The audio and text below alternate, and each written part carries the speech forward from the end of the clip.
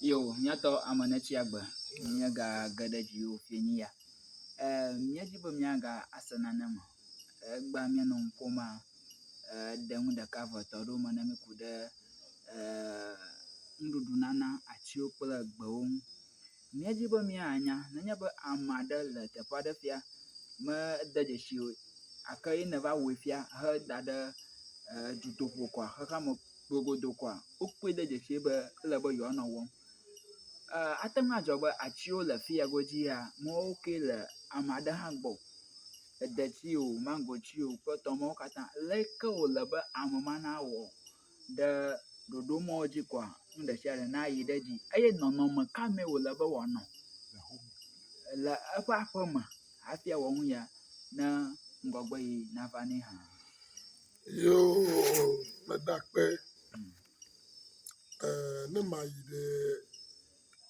enya yawo dzia, nenye be enye gbɔgbɔmetɔ alo enye ame ɖe yi ke dzi be ase xixia me gɔme, anya xixia ƒe amlima, anya xixia ƒe ayemea, ekɔnu ya edze be wòhã nate wɔe. Menye nye ko ate wɔe. Ɖo ya ti ɖe le aƒewo me, ŋtiti le aƒewo mea, edetsi le ati ɖe le aƒewo me alo ati ɖe le wòa agble me, ate wɔ nu ya na wo. Hafi ne nawɔ nu ya dze be nade dzesi ŋkeke ɖe. Elabe wogblɔna be ne be miwɔ la, edze be miwɔ le tsi ne me lo alo le tsi nea menu wuwu lo alo ne mi ge ɖe le tsi atɔ̃a me kɔ yina be nu. Ta ne ati le gbɔ le aƒe me ye ege ɖe le tsi nea me alo le tsi atɔ̃a me ebe ana nuɖuɖu ya, ana ɖuɖu bɔbɔe ɖe. Atiwo, seƒoƒowo, nukayawo, womekɔna atadzinu yebese, wogayɔna be able, wogayɔna be pepe, wogayɔna be pima. Mate ŋu akɔ atadzinu ana atiwo alo gbewo awo. Ate ɖa mɔlu, ate ɖa ayi, ate ɖa azikokui, ana atia edze be naku do ɖe atia gɔme wòate ɖe atia ŋuti bababa. Hafi ne ɖa nua megaxɔ zo, ate de dzevi ɖe me yeakɔ nɛ. Nu yi ta le nagblɔ ne be fifia yewo va de dzesi be wɔwo ŋuti yewo le xixia me, gake ya te ɖe ŋuti alo wòle yi gbɔa, edze be nu ka, edze be yana nuɖuɖu. Ye ta nu yi ke le sia ye yayi va nɛ ne xɔe. Nenye be ele nu ya wɔ kakaka ye atia xɔe nɔ ye wòɖo la, nɔvinye na ame ɖe ɖo nu ɖe ŋuti wa atiwo kple gbewo abia gba me. Vɔ ne detsi le aƒewo mea, edetsi nye ati ɖe yi ke ŋusẽ ele ŋu. Ate ŋu aɖe akple avɔ demedesi akpe ɖe ŋuti azɔ va na dea, vɔ ya maku do. Zi gbãtɔ ka wɔ la, edze be nakɔkɔ ɖe dea tame. Ekpɔ be ne dea wɔ wole fɔ la ma, ede fɔ nɔna ŋuti ta akɔ de ba tame zi gbãtɔ ma. Hafi ne ŋkeke bubu be age va nɔ na ma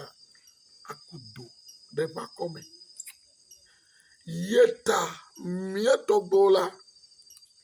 wogbɔna be womekɔna ede bayame exa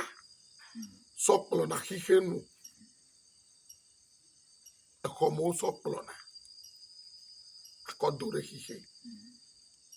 Ne dzɔgbevɔ yiwo le xɔme na wa ne wòado.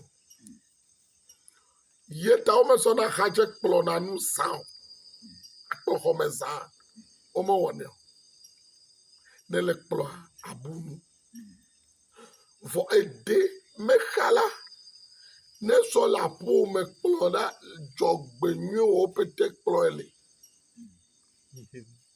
le xixe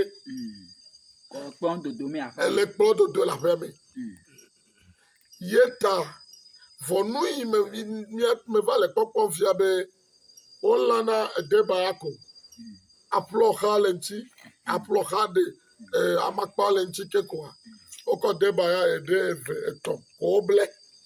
kɔmɔkɔ nɔ aƒe me kplɔ ahe dzaƒo ahe dzɔgbevɔe nɔ ye ta mía tɔgbewoa exa ma gble kɔƒewo sɔ kplɔna womekɔ kplɔna aƒe me eye wolãna afɔ abaya me nugbɔ ko woaƒlɛ woawɔ ko woanɔ atia ŋuti nenea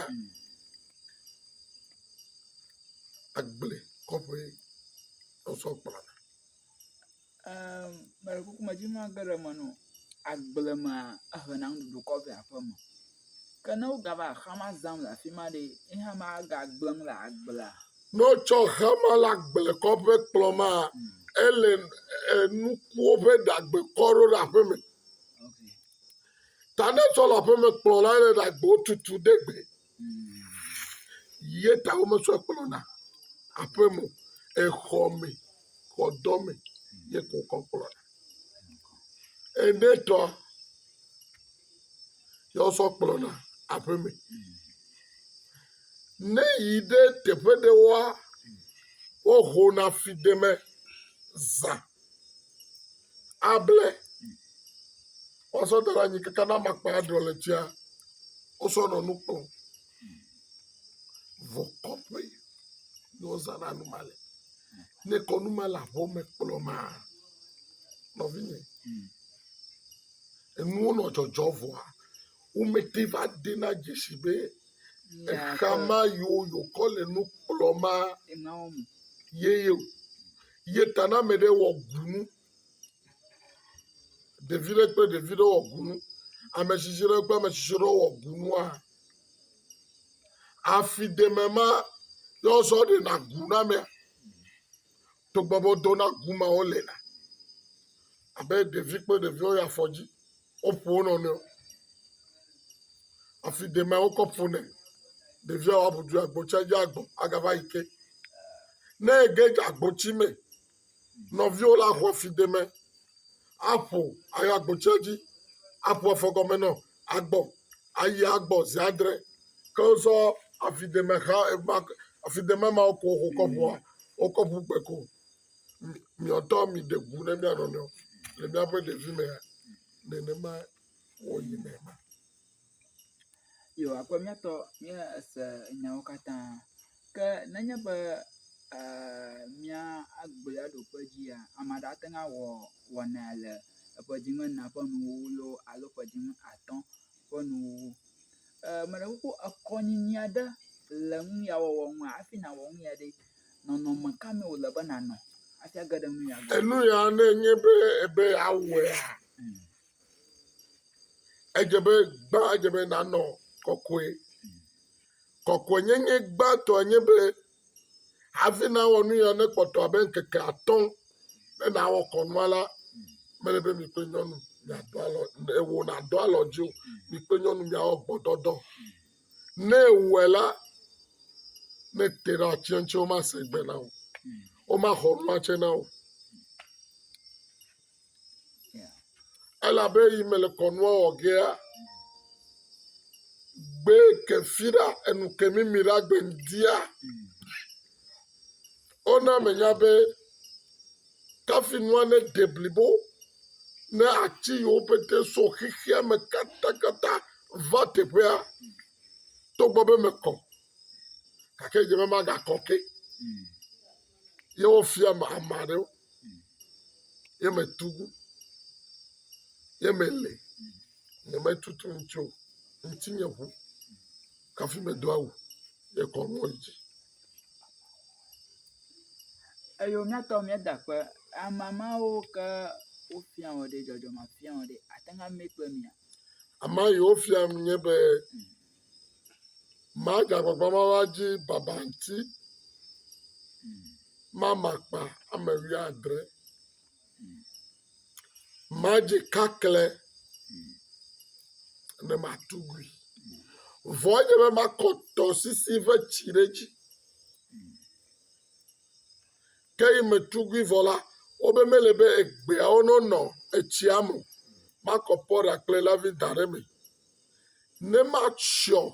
esia kɔ ɖe agba he tititi me ne ma va le koe ne wɔ eyi mele va nye mele kpla dzale o nɔko me doe ko hafi me va dzra ɖo kɔ nɔ yi ɖe dzi míale ku babaŋtsia yitɔ li dzĩtɔ li eka babaŋtsi he okay etɔ aya okay yo míatɔ míada kpe be ete ŋu ɖe akpa hã godzi eme ne mí nyemeka ɖe dzi be enya fɔ̃ aɖeke eli le gaƒoƒo ya me ke ɖeko míada kpe nya ɖewo gale mía sia gake míayi vie kɔ ne míagatrɔ age ɖe dzi o akpe woe le dɔ dzi yo